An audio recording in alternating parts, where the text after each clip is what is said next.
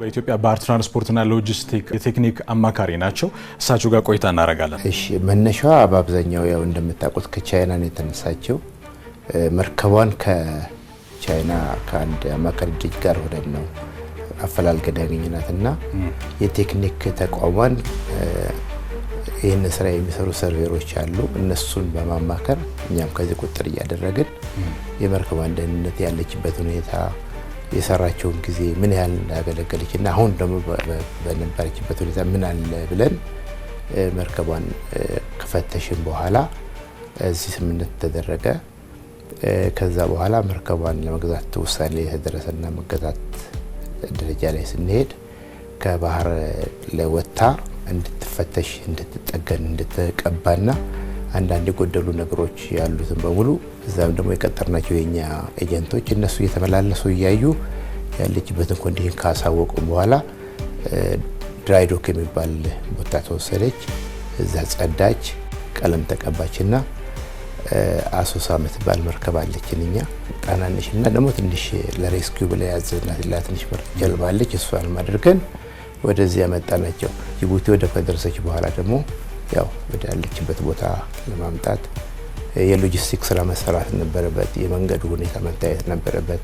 ለዚሁ ስራ የሚሰሩ የስራ ተቋራጮችን አፈላልገን አገኘን። አብዛኛዎቹ ደግሞ ይሄ ትልቁ የአባይ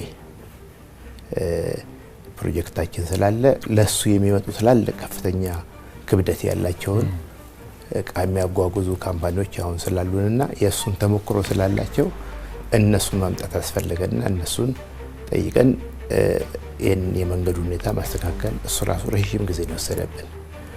ዋንስ እሱ ከሄደ በኋላ ምክንያቱ ምንድነው? ከነኛዎቹ መተለየዎች ክብደቷ ትንሽ እነሱ ከፍ ይላል፣ ግን ትልቅ እነሱ ስፋቷ ቁመቷና ሀይቷ አሁን ያለውን ቻሌንጅ እንድናስጠቃ በደንብ አድርገን እንድናጤንና በየመንገዱ ላይ የሚያጋጥሙ ሁኔታዎችን እንትን እንድንቋቋም ተደርጋ ታሰበች። ፓወር ስቴሽኖች ቀደም እንደገለጸው ፓወር ስቴሽኖች አሉ፣ የፓወር ላይኖች አሉ። እነሱን ሁሉ ማለፍ ነበረባት። ለሱ የሚሆነውን ረዥሙን ነገር ሁሉ አቋርጠን የሚቆረጥም የአንቴና ሁኔታ ነበር። እሱንም ቆርጠን አዘካከልን። አሁን እንግዲህ ጉዞዋን ጀምራለች። በጉጉት እየጠበቅናት ነው። ቦታዋ ደርሷ ስራዋን እንድትጀምር በጣም እየፈለግን ያለ ነው። በጣም ትልቅ ድርሻ ይኖረዋል። ይህ ምንም ጥርጥር የለውም። አንደኛ እንግዲህ አሁን በጣና ሐይቅ ላይ ያሉት አብዛኛዎቹ የጀልባ አይነቶች አሮጌ ናቸው።